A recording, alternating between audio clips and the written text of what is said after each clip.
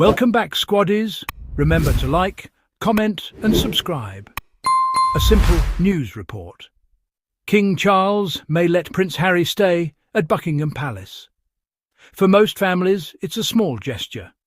But for the royals, every move is magnified. Headlines multiply, opinions explode. What's normal elsewhere becomes a national debate for the royal family. The news sparked strong reactions. Many argued Prince Harry shouldn't get special treatment after stepping away from royal duties. Some called it unfair to taxpayers, questioning if public money should support him. This backlash reveals deeper feelings about change and tradition in the royal family.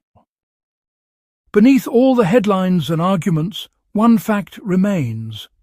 Whatever happens, Prince Harry is still King Charles's son. Family bonds do not change with job titles or public duties. The relationship between a father and a son runs deeper than royal roles. It is easy to forget this amid the noise. People often talk about the royal family as if it is only an institution. They forget the human side. A parent's feelings for a child do not end because of disagreements or headlines. Royal life is different, but not that different. Parents want to help their children even when there are problems. Family life is full of ups and downs everywhere, not just in palaces. The basic emotions, love, pride, worry, are the same. So when Charles thinks of offering Harry a room, it may be nothing more than a father's care. The royal setting does not change the basic story. Blood ties always matter, no matter the circumstances. Many forget that Buckingham Palace is not just a family home. It is also a workplace and a symbol. Over the years, the palace has welcomed people from all walks of life. Heads of state, foreign dignitaries, and even ordinary guests have stayed under its roof. There are many examples of non-royals being hosted at the palace. During state visits, entire delegations are accommodated there.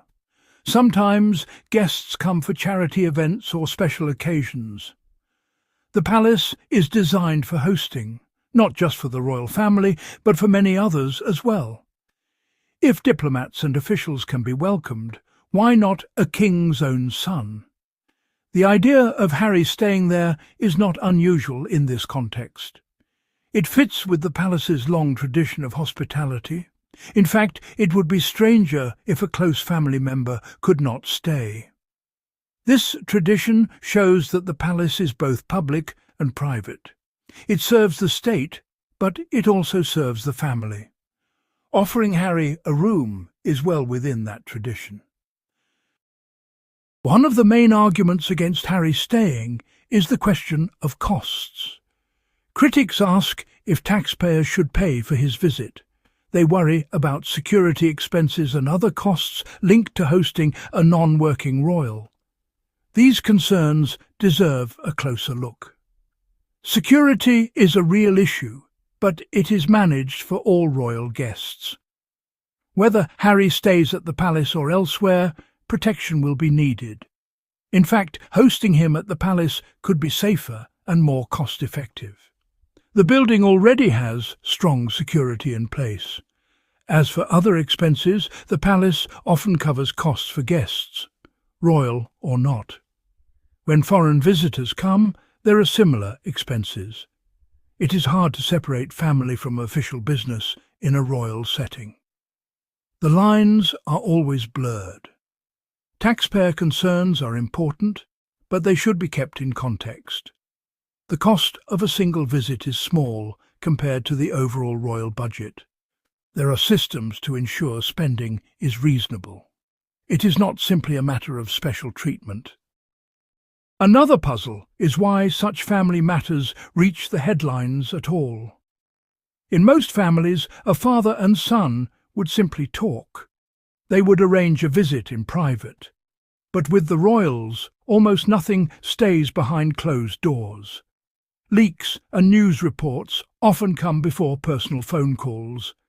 Sometimes stories appear in the press before family members even know the details. This fuels confusion and raises questions. Why must every private gesture become public? For the royal family, privacy is rare. The public feels invested in their lives. The media, in turn, watches for any story that will draw attention. This creates a cycle. Small family choices quickly become national debates. The result is more pressure on everyone involved. What should be simple becomes complicated. Private life and public interest constantly clash, making ordinary gestures hard to carry out quietly. Some critics argue that letting Harry stay at the palace is a form of giving in.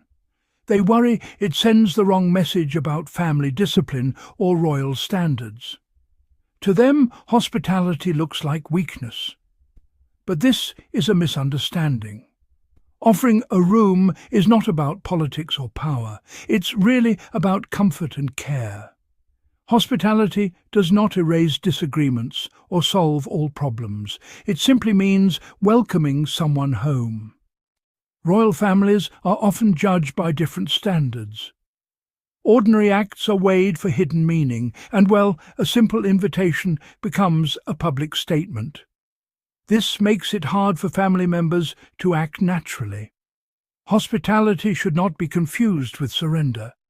It is possible to disagree and still be kind.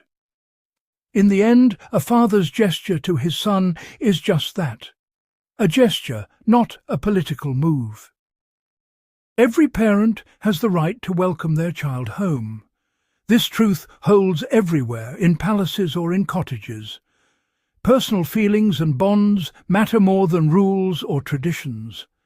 A parent's decisions are personal, not public property. Royal parents face unique challenges. Their choices are always public, always questioned. Yet the right to offer shelter and support remains. No law or custom can change that basic right. Critics may judge, but they do not know the family's full story. Only those inside the family understand the emotions and reasons behind each gesture. Outsiders see only the surface. So when King Charles considers giving Harry a room, it is first and foremost a family choice. The public may discuss it, but the decision belongs to the parent. This is not the first time controversy has followed Prince Harry's visits. When he came to London for the Invictus Games, similar arguments arose. People questioned his accommodation, his expenses, and his welcome at royal events. That visit showed the same pattern. Every gesture was picked apart. Supporters cheered his work for veterans, while critics pointed to protocol and cost. The family's efforts to balance private care and public duty were on display. The lesson is clear. Royal family life is never simple. Even good deeds become targets for criticism. The same questions come up again and again, no matter the event. Still, the family continues to navigate these waters.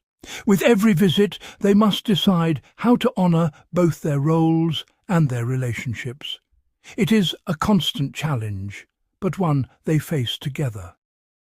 In the end, the story of King Charles and Prince Harry is not about politics or protocol. It is about a father and his son. Offering a room should not spark anger or debate. It is a simple gesture of care. Royal life will always attract attention, but not every family decision needs public justification. Some things should remain private, or at least be treated with understanding.